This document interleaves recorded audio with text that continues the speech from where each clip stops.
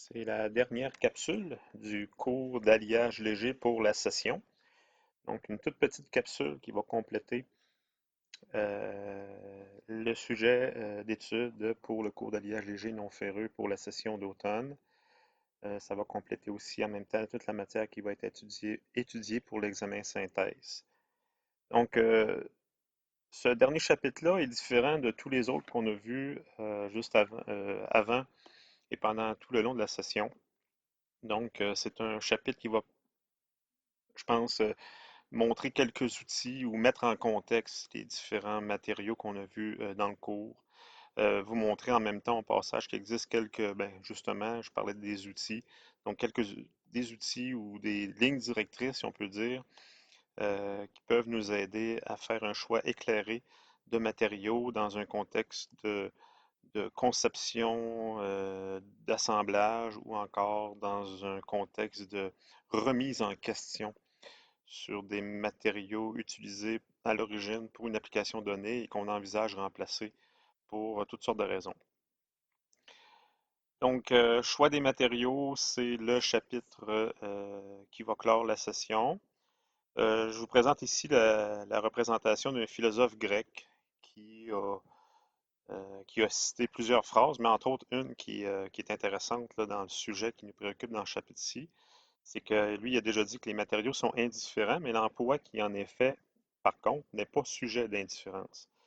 Ce que ça veut dire, ça, c'est que, bon, ben, c'est un philosophe, ce petit monsieur-là, et puis lui, ben, il réfléchit, et puis c'est un peu ça qu'on fait dans un travail de choix des matériaux, c'est qu'on réfléchit à quel matériau va être le plus apte à remplir un rôle précis ou une application donnée.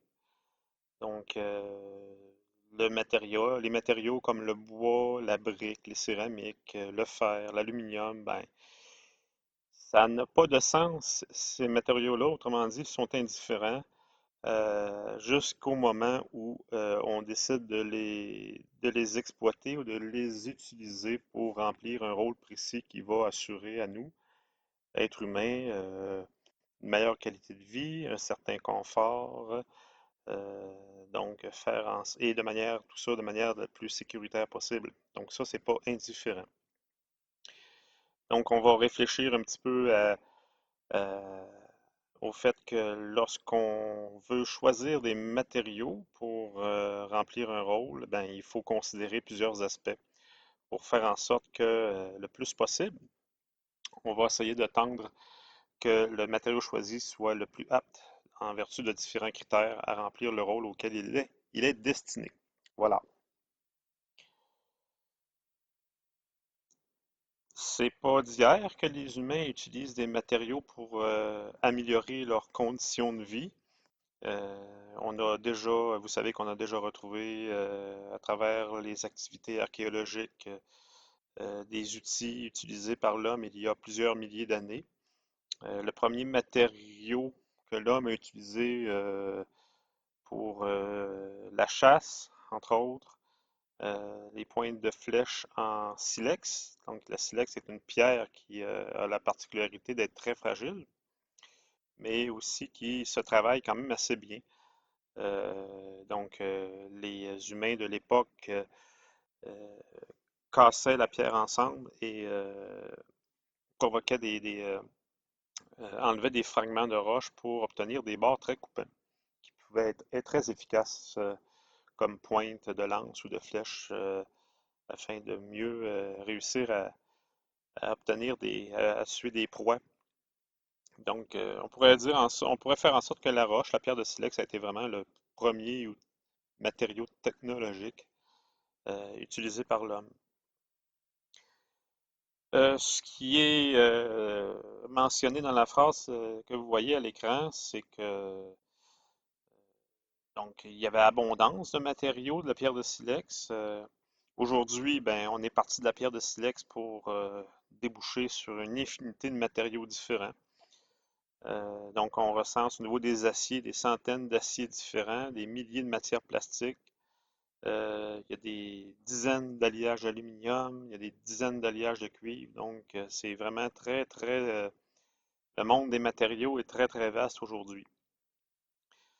Ce qu'on mentionne à l'écran, c'est que lors de la mise au point d'un produit nouveau ou pendant le processus d'amélioration d'un produit existant, donc ça, c'est les deux contextes dans lesquels un processus de choix de matériaux va pouvoir être utilisé et appliqué. Il faut choisir de façon rationnelle. Donc, rationnelle, ça veut dire qu'on ne choisit pas un matériel pour des raisons subjectives ou sous le coup de l'émotion. C'est vraiment des choix réfléchis, donc effectués de manière très rationnelle. Donc, pour utiliser en tenant compte de tous les facteurs possibles, donc on va tenir compte de différents critères comme la disponibilité du matériel, le prix des matières premières pour en arriver à obtenir le matériau désiré, les coûts des méthodes de fabrication, donc les procédés de mise en forme, la fonderie, etc., comment que ça va engendrer de coûts, le fait d'obtenir la pièce finale avec le matériau choisi, les propriétés désirées, donc là, c'est en regard des propriétés mécaniques, résistance à la corrosion, résistance aux températures, etc. Incidence sur l'environnement physique et social, c'est-à-dire que le matériau que l'on choisit, est-ce qu'il va y avoir un impact de son utilisation sur l'environnement, surtout au niveau lorsqu'on dispose de matériaux en fin de vie, comment va être l'impact sur l'environnement? Et l'acceptation sociale. Donc, il y a des matériaux qui peuvent faire en sorte, comme l'amiante, par exemple, je vais en citer comme exemple plus tard, qui, pour des raisons de santé, bon, n'est plus socialement acceptable comme utilisation aujourd'hui. En fait, le succès ou l'échec de la mise en marché d'un produit repose souvent sur le choix des matériaux. Donc, lorsqu'on parle qu'une voiture, par exemple, elle est de qualité et qu'elle se vend bien, ben, c'est la qualité de l'assemblage et c'est la qualité des matériaux utilisés pour la fabrication des pièces. Donc, les raisons du choix de matériaux. Donc, les deux contextes principaux dans lesquels on va euh, appliquer un processus de choix de matériaux avec les outils disponibles, ben, c'est lorsqu'on crée un nouveau produit qui n'existe pas. Donc là, on va réfléchir pour une nouvelle pièce, pour un nouveau cadre, quel matériau va être le plus apte à remplir un rôle là, qui est nouveau. L'autre contexte, c'est que la pièce existe déjà ou le produit existe déjà depuis un certain temps. Et pour toutes sortes de raisons, on devra reconsidérer le choix du matériau. Ça doit être peut-être parce que le matériau d'origine n'est pas finalement apte au point de vue mécanique, résistance à la corrosion. On veut améliorer la qualité du produit. Ça peut être pour des raisons de disponibilité. Donc, le matériau est plus ou moins disponible. Les raisons de coût, un matériau a augmenté beaucoup de prix, ce qui va justifier le remplacement du matériel. Donc, il y a toutes sortes de raisons qui vont nous amener à penser à la substitution d'un matériau pour une application qui existe déjà. En ce qui a trait à la création de nouveaux produits, ben, il y a plusieurs étapes lorsqu'on crée un produit, l'étude du concept, la détermination des fonctions et des exigences. On doit donc très bien connaître le contexte dans lequel la pièce va travailler, les contraintes qu'elle aura à supporter. Est-ce que ce sont des charges variables? Est-ce que la pièce va être soumise à des conditions de température et d'oxydation? Ensuite, la mise au point du prototype, l'étude de la production, donc comment on va fabriquer la pièce ou le produit en tant que tel, par quel procédé va-t-on recourir pour obtenir la forme et le produit, la pièce finale. Donc, au niveau de la fabrication, le contrôle de la qualité aussi qui devra être appliqué pour s'assurer que la pièce elle est conforme à des exigences qu'on s'est données. Donc, qu'il s'agisse de la fabrication d'un produit entièrement nouveau ou de la réalisation par un fabricant d'un produit nouveau pour lui. Donc, les étapes vont être essentiellement les mêmes dans le cadre de du design d'une nouvelle pièce intégrant le choix de matériaux. Réduction des coûts, coûts des matières premières, coûts de fabrication et de production, coûts de l'énergie. Donc, parmi les critères qu'on va considérer pour choisir un matériau, ben, il va falloir bien entendu considérer si le matériau il est disponible à un coût raisonnable, si le procédé, que ce soit par déformation plastique, par fonderie, par soudage, selon le matériau qui a été choisi, est-ce que l'un ou l'autre des procès de fabrication est applicable? Si oui, quel va être le coût engendré par la fabrication de la pièce et quels devront être les coûts en énergie? Dans un contexte d'amélioration de produits, on sait par exemple que pour diminuer la consommation d'essence des automobiles, ben ça c'est un exemple dans lequel on a, dans l'industrie automobile, c'est un milieu dans lequel très très souvent on reconsidère des pièces au niveau des choix de matériaux, là. Ça se fait presque à chaque année, à chaque nouveau modèle de véhicule. Il y a toujours un travail de reconsidération d'alliage ou de matériaux. Donc, c'est un processus qui s'est fait constamment. Et si on prend par exemple entre les années 80, 40 et 80, durant les années 30-40, il n'y avait pratiquement pas de polymère sur les voitures, mais à partir des années fin 40, début 50, là, très rapidement, les polymères ont remplacé l'acier sur certaines pièces de véhicules pour rendre les véhicules plus légers. Donc, on a remplacé l'acier et le zinc ou les suppressions par des alliages d'aluminium et des matières plastiques, afin d'avoir des véhicules un peu plus légers, consommation d'essence moins forte. Et pour illustrer ça, bien, vous voyez ici un graphique qui montre l'utilisation du plastique avec les années, à partir de 1940 jusqu'au début des années 80. Et vous avez la quantité de plastique en moyenne, kilogrammes par automobile. Donc, elle était pratiquement zéro en 1940. Et ça a grimpé de manière exponentielle là, durant les années 60 et 70. Donc, on est passé de zéro à près d'une centaine de kilogrammes de plastique par automobile. Aujourd'hui, c'est probablement supérieur à ça.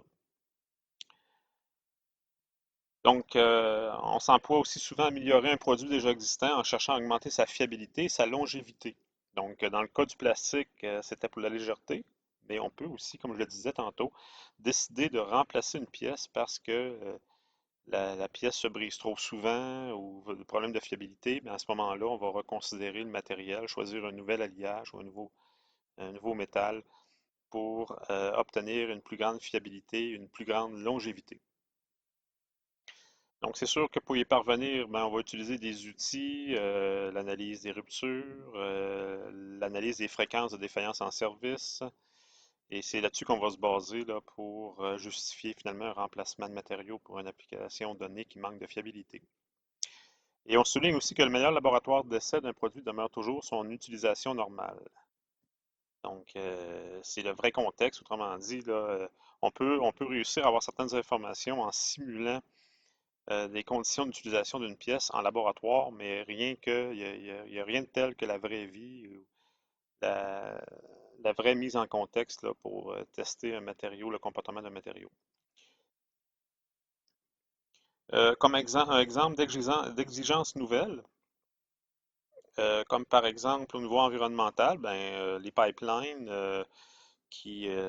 ça fait depuis quelques années qu'il y a des pipelines maintenant qui sont construits dans le nord canadien.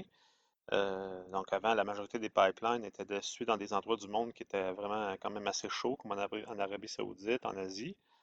Mais à cause du pétrole canadien, on a eu un nouveau besoin, c'est une nouvelle exigence, si on peut dire, est arrivée, c'est-à-dire comment fabriquer des pipelines de manière sécuritaire, mais lorsque ces pipelines-là sont exposés à des températures très froides de l'ordre du moins 50 degrés C. On sait que les aciers peuvent devenir très fragiles à basse température, donc il a fallu concevoir des nouveaux aciers qui allaient repousser des températures plus basses, la fameuse limite transition ductile fragile. Il a fallu développer des nouveaux aciers avec des nouveaux traitements thermiques pour lesquels les pipelines sont construits pour rendre les pipelines sécuritaires. Donc, vous voyez, c'est une nouvelle exigence due à un nouveau contexte d'utilisation pour une même application, en l'occurrence les pipelines. Une autre exigence, ça c'est un exemple, mais c'est plus nouveau aujourd'hui, mais dans les années 70, ça l'était, lorsque la NASA a conçu la navette spatiale. Ça n'existait pas avant, les navettes spatiales, donc c'est quelque chose qu'il fallait inventer. Donc, il a fallu tenir compte de certaines exigences aussi qui n'existaient pas avant, comme par exemple l'entrée en atmosphère de la navette de manière sécuritaire. Ce qu'il faut savoir, c'est qu'avant les navettes, le programme des navettes, ben, les fusées, il y avait le module lunaire dans lesquels les cosmonautes, notamment ceux qui sont allés sur la Lune, ben, devaient revenir sur Terre à l'intérieur d'une capsule. Mais cette fois-ci, avec la navette, c'est tout l'objet dans son entièreté qui revenait au sol. Donc, il a fallu construire des matériaux pour protéger la navette, parce que l'entrée dans l'atmosphère avec le frottement, la haute vitesse d'entrée dans l'atmosphère combinée au frottement avec l'air, ça génère une, euh, une friction très élevée, donc une température qui est générée qui peut être très élevée, qui peut atteindre 1500 degrés C sur la navette spatiale lors de son entrée en atmosphère. Donc, c'est certain, la navette étant faite en aluminium, bien là, il fallait protéger la carlingue de la navette en aluminium.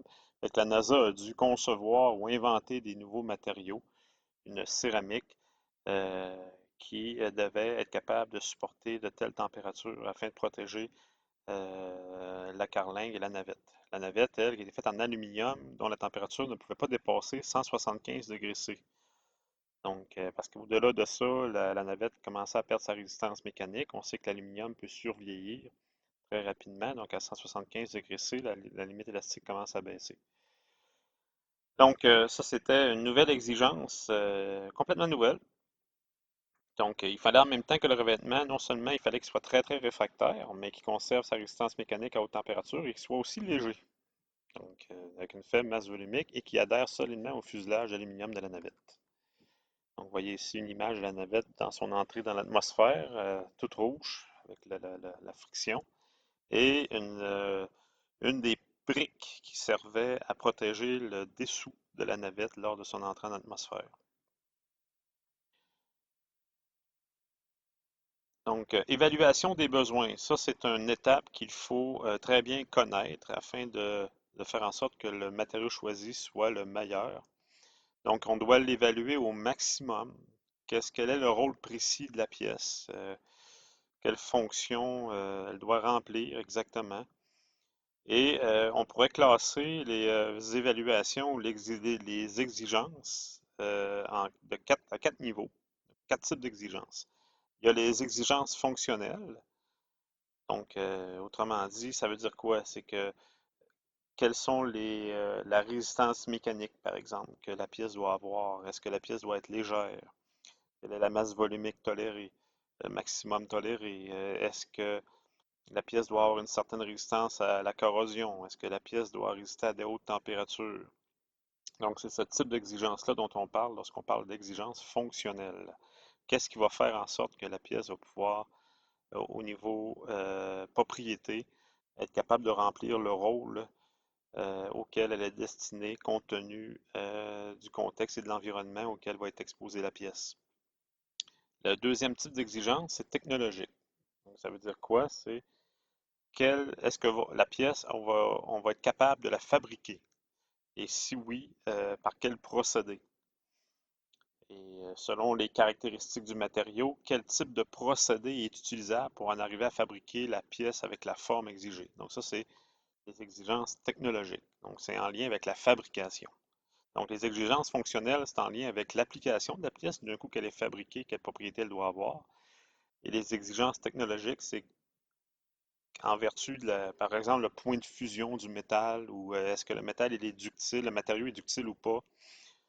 Donc, en fonction des caractéristiques de la pièce, est-ce qu'on va être capable d'utiliser des procédés pour en arriver à obtenir la pièce désirée avec le matériau choisi. Troisième exigence, exigence économique. Donc, le coût, bien entendu. Est-ce que c'est abordable? Parce qu'il ne faut pas oublier que les produits sont destinés à être vendus à des clients. Il faut que les clients puissent être capables de s'acheter les produits qui sont conçus et vendus. Donc, il faut faire en sorte d'utiliser les matériaux les moins chers possibles. Donc, c'est certain qu'on ne fabriquera pas des voitures en acier inoxydable ou en titane, en tout cas pas encore, parce que ça augmenterait beaucoup le coût du produit et il n'y aurait plus beaucoup de personnes qui pourraient s'acheter des voitures. Donc, on essaie de faire en sorte de choisir, de considérer le coût du matériau dans un assemblage, dans le processus de choix de matériaux, bien entendu. Et à cela vient aussi la disponibilité. Souvent, la disponibilité du matériel ou sa rareté, si on veut, est liée aussi avec son coût. Et il y a aussi les exigences sociales, c'est-à-dire est-ce que le choix du matériau est socialement acceptable. C'est surtout en lien avec les normes environnementales, les déchets, lorsque le matériau est rendu en fin de vie, comment on en dispose. Donc, s'il est récupérable, il va être, par exemple, beaucoup plus accepté socialement. Par contre, si le matériel ne se récupère pas, son choix va être plus contesté, disons. C'est de tout ça qu'il faut tenir en compte pour faire un bon choix de matériaux. Ces quatre exigences-là, on va en parler un peu plus en détail, chacune à tour de rôle, à commencer par les exigences fonctionnelles. Donc, en termes de résistance mécanique, le chapitre se concentre surtout sur la résistance et le module de Young, en ce qui a trait, et la légèreté aussi, la masse volumique, sur les exigences fonctionnelles. Donc, on va se concentrer sur résistance, rigidité et légèreté. Et pour nous aider à faire des choix de matériaux en connaissant finalement les critères que l'on veut avoir en termes de résistance mécanique, il faut connaître au départ dans quel contexte une pièce va travailler, entre autres, quel type de mise en charge la pièce est censée supporter. Est-ce que c'est la traction, flexion, torsion, compression ou pression? Donc, il faut connaître ça d'avance pour être correctement capable d'utiliser les outils qui vont nous être à notre disposition. Donc, est-ce que la pièce peut se déformer plastiquement ou non? Donc, le critère, habituellement, si on ne tolère pas de déformation plastique, le critère va être la limite élastique. Pour la... Si c'est un matériel fragile qui n'est pas ductile, le critère va être bien entendu la résistance mécanique. Vous avez ici un tableau qui montre l'expression des indices de performance. Donc, tout dépendant du type de mise en charge auquel une pièce est soumise, on va utiliser des indices de performance qui sont un rapport entre la résistance d'un matériel. Il y a deux types d'indices de performance. Il y a au niveau de la résistance mécanique, puis au niveau de la rigidité, autrement dit la déformation élastique imposée dans le domaine élastique. Et on peut exprimer une résistance par rapport au poids. Donc, on appelle ça la résistance spécifique. C'est utilisé souvent comme indice de performance dans les choix de matériaux. Mais il faut savoir que, tout dépendant si c'est une torsion, une flexion, une traction, c'est pas, on n'exprimera pas cet indice de performance-là de la même façon. Comme par exemple, en flexion, c'est la limite élastique en termes de résistance mécanique, la limite élastique radicale sur la masse volumique. Lorsqu'on a une traction ou une pression, ça va être la limite élastique sur la masse volumique. Donc, plus ce rapport-là il est grand, plus une pièce est capable de supporter une charge pour un poids plus faible. Donc, ça, c'est un indice de performance souvent utilisé dans les critères de choix de matériaux parce que souvent, on considère à la fois, surtout dans le domaine du transport, pour l'automobile et les avions, c'est très important, on va considérer la résistance mécanique et le poids. Donc, quel matériau va être capable de nous offrir la meilleure résistance pour une diminution de poids au maximum? On va aussi considérer la déformation élastique, la rigidité par rapport au poids. Lorsqu'on est en flexion, on utilise le module de Young, E. Le cylindre, c'est le module de cisaillement, parce qu'en torsion, on travaille avec un module G en cisaillement. Et pour les autres mises en charge, là, comme la, la- la traction, ça va être le module, il n'est pas exprimé ici, mais ça va être le module de Young sur la masse volumique. Voilà. Ça, c'est les indices de performance qui peuvent être utilisés. Maintenant, je vais vous présenter un diagramme. Et on les appelle les diagrammes de HB, qui est un métallurgiste il y a très longtemps qui a proposé des outils pour aider les concepteurs à faire des choix de matériaux éclairés à partir d'informations sur les charges mécaniques imposées sur les pièces. Donc, c'est beaucoup utilisé dans l'aéronautique, entre autres, dans le domaine du transport en général. Donc, ce que vous avez ici comme tableau, c'est que vous avez en axe horizontal la masse volumique exprimée en tonnes par mètre cube. Et malgré que ça peut aussi correspondre au gramme par centimètre cube, les chiffres que vous voyez sur l'axe. Et en axe vertical, c'est la contrainte mécanique, qu'on appelle la contrainte critique. Donc la contrainte maximum à ne pas dépasser, autrement dit. Et à travers tout ça, dans le diagramme, vous avez des domaines qui correspondent à des familles de matériaux. Donc vous avez à peu près tous les matériaux disponibles, là. Ça va des alliages métalliques à différents polymères, aux céramiques, aux élastomères aussi, le bois, Donc, vous voyez là que c'est assez élaboré comme choix. Vous avez même aussi des composés, matériaux composites, comme le CLP, composite laminé à matrice polymère, qui est représenté ici. Donc, vous avez à peu près tous les matériaux représentés. Regardez là, il y a tout un ensemble là, qui inclut les alliages métalliques. Vous avez des sous-ensembles à l'intérieur qui renferment, entre autres, les alliages de nickel, de cuivre, de zinc, de titane, les aciers, l'aluminium un peu plus à gauche, le diagramme. Donc, on peut se fier à ce diagramme-là pour, comme par exemple, euh, être capable de se fixer sur un ensemble de matériaux qui va être capable de correspondre aux critères d'ordre mécanique. Donc, comme par exemple, je vais vous faire un exemple. Quand même, ça devient relativement simple à utiliser.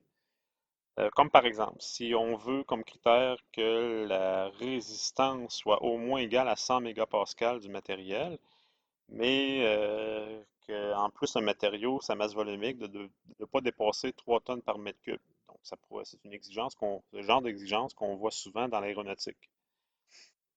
Donc, là, qu'est-ce qu'on peut avoir comme matériau qui peut en même temps répondre à ces deux exigences-là? On peut utiliser le diagramme de HB que je viens de vous montrer. Et puis là, délimiter une zone, donc correspond en haut de 100 mégapascales et en bas de 3 tonnes par mètre cube.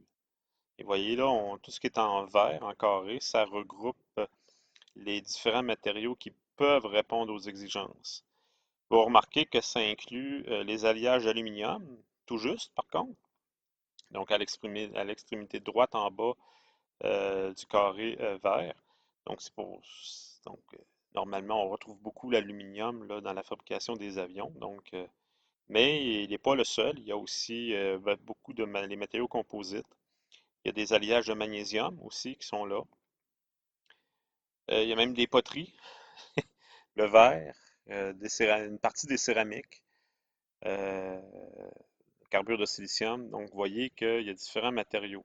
Mais là, il faut faire attention, il faut être prudent, parce que ce graphique-là ne tient compte que de la résistance mécanique. Mais nous, on est métallurgistes, fait qu'on sait très bien que la résistance mécanique, c'est pas tout. Euh, et ce qu'il faut aussi, c'est que les fissures puissent avoir de la difficulté à se propager dans les pièces dans un avion, qu'il y ait une résistance au choc, une résistance à la propagation des fissures. Et il y a ça comme exigence aussi qui est derrière le tableau, qui n'est pas tenu en compte dans ce diagramme-là, dont le concepteur doit se rappeler. Et là, quand on tient compte du fait que les fissures doivent avancer très difficilement dans la pièce pour rendre la pièce plus sécuritaire en vol, ben là, ça limite beaucoup. Là, et on vient d'en éliminer une bonne gang dans le carré vert. Et là, tout ce qui reste, c'est à peu près les alliages d'aluminium, un peu les alliages de magnésium. Les matériaux composites laminés à matrice polymère, c'est assez bon. C'est très résistant, mais ça démontre, ça s'améliore d'année en année, mais bon, c'est quand même relativement dispendieux à fabriquer, donc beaucoup plus cher. Donc là, si on tient compte de d'autres facteurs, comme le prix, la capacité technologique de fabriquer les pièces, ben, en tenant en compte de tout, ben, on reste qu'avec l'aluminium, on est quand même assez pas pire là, lorsqu'on fabrique des avions. Mais dans l'avenir, nous le dira, là, peut-être qu'on va développer des polymères là, qui sont capables là, de mieux se comporter avec l'alliage aluminium dans le futur. Puis on va réussir à fabriquer des avions en matériaux composites. Bon, cela étant dit, maintenant, il y a un autre diagramme que je veux vous montrer ici, encore conçu par HB, mais cette fois-ci, vous n'avez pas la résistance mécanique, mais en axe vertical, vous avez la rigidité, donc exprimée à travers le module de Young. Ah, c'est vrai, j'ai oublié de vous parler de quelque chose, là. Attendez un instant, je vais juste reculer. Vous avez remarqué qu'il y a trois lignes pointillées en bas à droite dans le diagramme. C'est des lignes directrices de critères de performance. Donc, qu'est-ce qu'on fait avec ça? C'est que premièrement, chaque ligne pointillée est en rapport avec un type de mise en charge. Donc, vous avez flexion, torsion et traction là-dedans. Le premier diagramme, le premier pointillé, là, celui qui a la pente la moins forte, là, c'est le critère de performance, c'est la contrainte par rapport à la masse volumique. Donc, comment on sert de ça, c'est qu'on peut aller utiliser la ligne pointillée tout en gardant la même pente, aller faire des équivalences. C'est-à-dire que si par exemple au départ j'ai du bois et puis je veux remplacer ça par un autre matériau qui va se comporter de la même façon avec les mêmes indices de performance, c'est-à-dire avoir le même rapport contrainte sur poids, ben, je peux utiliser la ligne pointillée avec la même pente et en longeant la ligne, je peux aller voir traverser d'autres zones qui va me permettre de trouver d'autres types de matériaux qui vont me donner le même critère de performance en termes de rapport masse volumique, résistance sur masse volumique. Donc, c'est à ça que ça sert les lignes pointillées. Autrement dit, on utilise beaucoup ça dans un contexte où on a déjà une pièce utilisée avec un matériau depuis un certain temps, puis on veut, pour des raisons de disponibilité, de fiabilité, on veut remplacer la pièce avec un matériau par un nouveau matériau, mais qui va nous donner le même rapport résistance-poids. Donc là, on peut utiliser ces lignes directrices-là en conservant la pente, bien entendu, c'est important, et aller voyager sur la ligne et aller voir dans quel autre domaine de matériaux que je traverse avec mon pointillé pour trouver des équivalences en termes de résistance mécanique par rapport au poids. Donc, c'est à ça que ça sert les lignes pointillées. Et là, je reviens sur le deuxième diagramme HB qui, quant à lui, utilise plutôt le module de Young. Donc, c'est un diagramme qui sert à faire un choix de matériaux en rapport avec la déformation élastique. Donc, très souvent, dans les assemblages, on ne tolère pas trop de déformation élastique. euh, pour, Parce que la déformation élastique dans les assemblages, ben, ça peut engendrer des contraintes, ça peut supplémentaires, là, surtout lorsqu'on a des matériaux différents assemblés les uns avec les autres qui n'ont pas le même module de Young, donc qui ne réagissent pas la même amplitude de déformation par rapport à une contrainte. Ben, des fois, on essaie d'assembler ensemble des pièces qui ont des modules de Young pas trop éloignés les uns des autres. Donc, ici, ça se travaille de la même façon, c'est-à-dire on pourrait par exemple, c'est-à-dire, ça me prend un module de Young compris entre plus grand que 100 gigapascales. Et puis, il faut que le matériau soit relativement léger, entre 3 et 8 tonnes par mètre cube. Bon, ben, qu'est-ce que j'aurais comme matériau disponible? Ben, on se fait un domaine. Et là, ça correspond le carré turquoise que vous voyez encore ici. Puis là, on tombe dans des matériaux qui peuvent remplir les critères qu'on s'est donnés. Donc, on voit qu'on tombe dans un domaine où il y a l'acier, les alliages de nickel, les alliages de titane, certaines céramiques, le diamant. Bon, fait que c'est seulement un graphique qui utilise uniquement comme critère de choix le module de Young. Et il y a un dernier, là je passe rapidement parce qu'ici dans ça répète un peu ce que j'ai dit tantôt là. Sur le texte et un troisième diagramme de HB qui, lui, fait un petit peu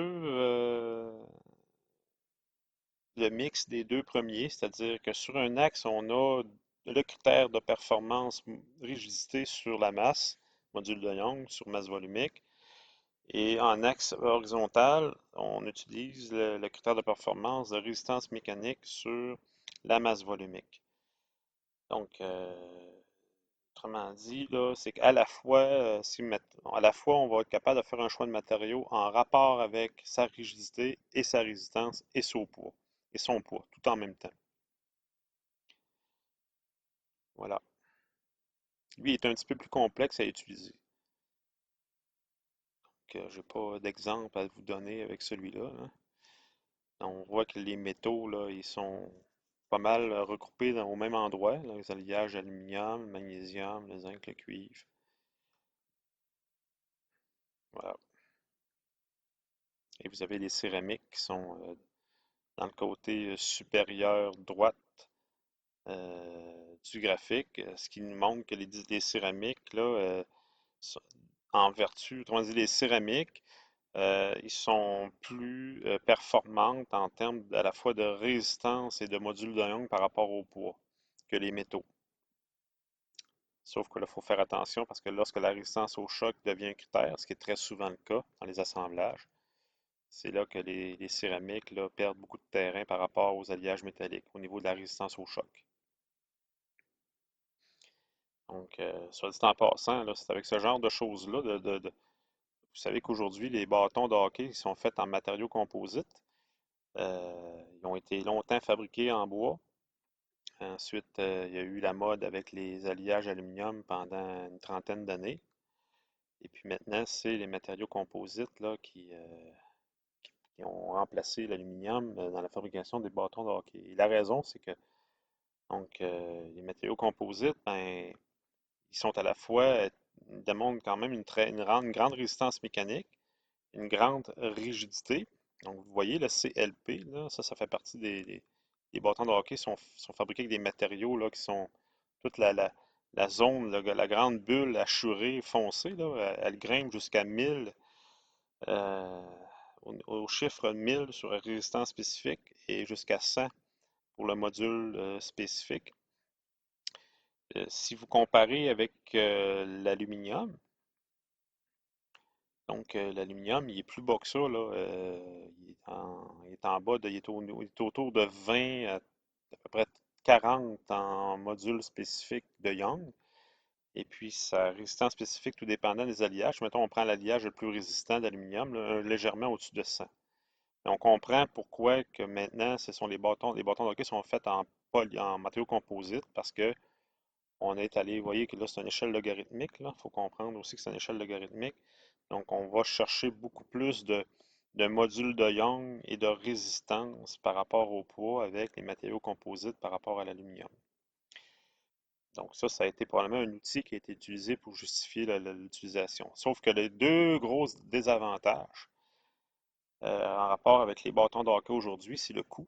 Donc, les matériaux, les CLP sont beaucoup plus dispendieux que l'aluminium. Donc, ça fait que des bâtons de hockey sont devenus à 400-500 $ au lieu de 20 ou 30 $ qui auraient été pour l'aluminium. L'autre chose aussi, c'est que c'est très fragile. Donc, les bâtons de hockey aujourd'hui sont faits vraiment c'est fait pour faire des lancers sans choc. Mais aujourd'hui, ben, les joueurs de hockey, ils font autant de lancers frappés que de lancers du poignet, mais ce qui fait qu'ils ont accepté que les bâtons cassent très souvent et de les remplacer très souvent. Donc, c'est le choix qui a été fait à un moment donné. Donc, les joueurs préféraient avoir un bâton très léger, avec un module de Young plus élevé qui emmagasinait plus d'énergie pour faire des lancers plus puissants, mais au prix de plusieurs bâtons consommés dans une seule année. Donc, la longévité d'une pièce, justement, parlait du bâton de hockey qui ne durait pas très longtemps. Euh, c'est euh, c'est un critère qui est très souvent employé qui peut être justifié, utilisé pour justifier le remplacement d'un matériau pour une pièce donnée. Si, mettons, une pièce n'est pas assez fiable, elle brise trop souvent, les coûts de remplacement sont trop importants, ben là, on peut reconsidérer le choix d'un matériau pour avoir un matériau qui est plus durable. Et aussi, il y a la fiabilité, c'est-à-dire la longévité, c'est la durée de vie totale de la pièce. La fiabilité, c'est le nombre de fois qu'une pièce va être brisée ou demander de l'entretien sur sa durée de vie. Donc, c'est la fréquence de bris, autrement dit. Donc, les risques, autrement dit, les chances que la pièce puisse démontrer une certaine défaillance. Donc, c'est ça la fiabilité. On peut vouloir améliorer la fiabilité d'une pièce aussi. euh, et donc devoir repasser à travers un processus de choix de matériaux.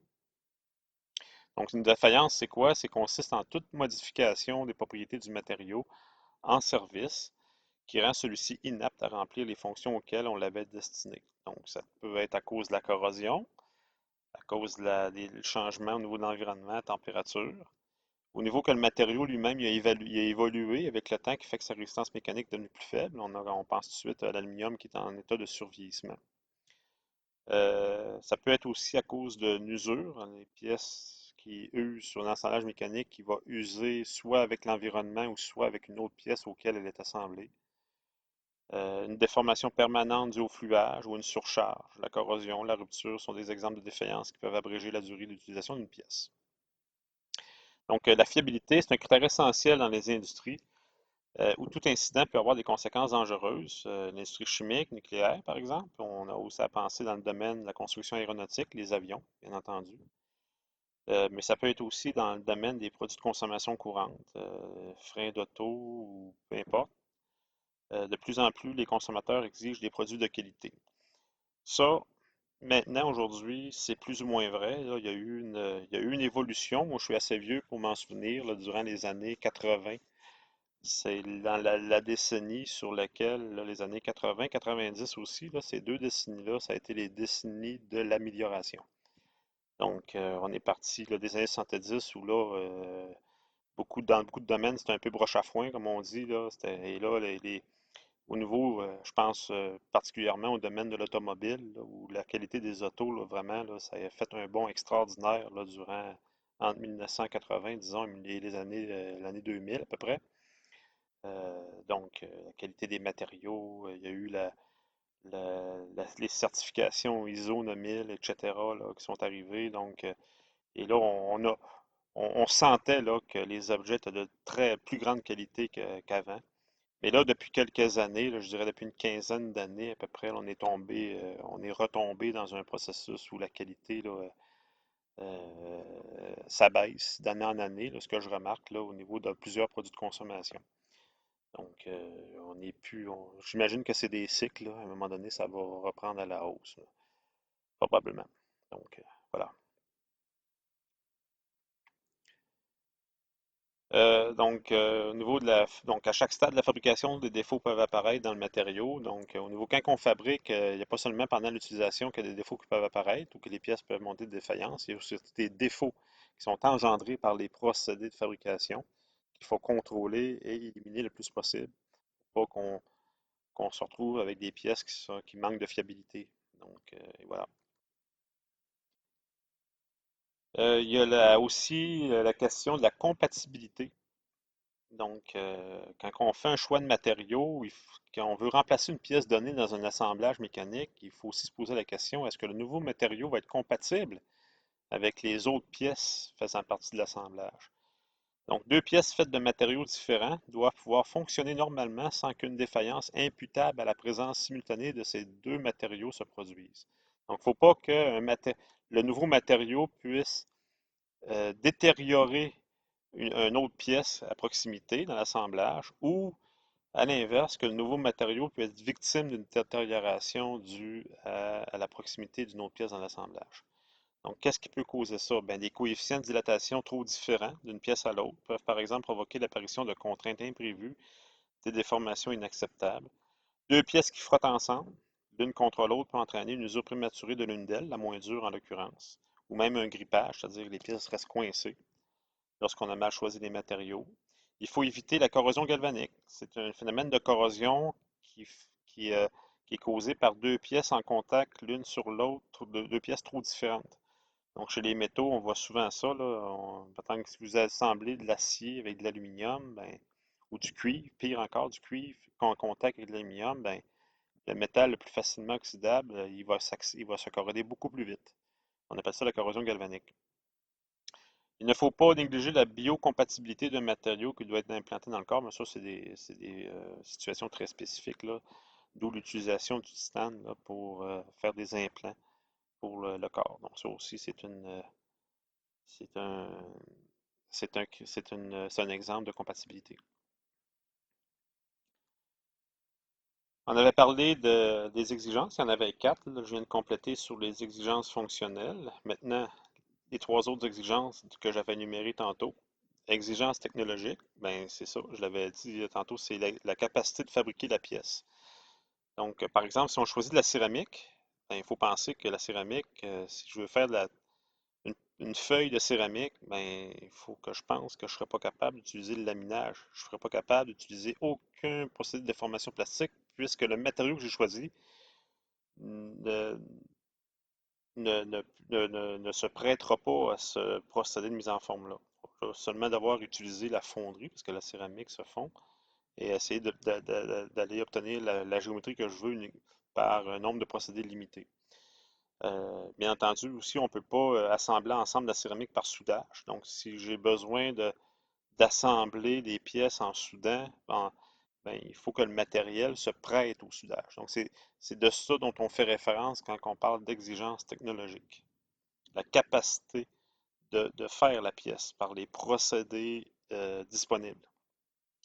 Exigence économique, donc ça c'est simple à comprendre, le prix du matériau. Si c'est trop cher, ben, on va reconsidérer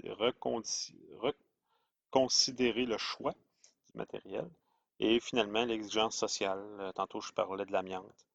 Donc, souvent, c'est lié avec d'ordre moral. C'est-à-dire que, par exemple, si on choisit un matériau qui est fabriqué juste dans un endroit au monde, puis que il y a quasiment de l'esclavage là, à cet endroit-là, la compagnie qui fournit le matériau, ben, il paye mal ses employés. Donc, vous voyez, ça, c'est